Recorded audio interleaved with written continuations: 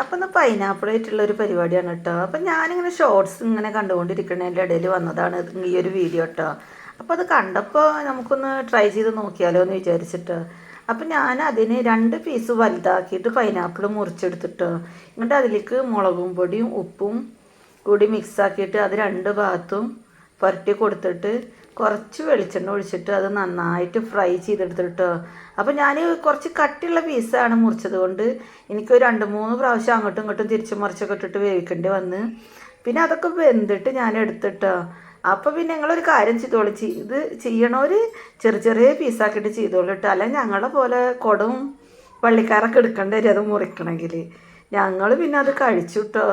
അപ്പോൾ നമ്മൾ പ്രതീക്ഷിക്കാൻ നല്ല മധുരവും പുളിയും നല്ലൊരു പ്രത്യേക തരം ടേസ്റ്റ് ആയിരുന്നു കേട്ടോ അത് കഴിച്ചപ്പോൾ. ഞങ്ങൾക്ക് ആ ടേസ്റ്റ് ഇഷ്ടപ്പെട്ട്.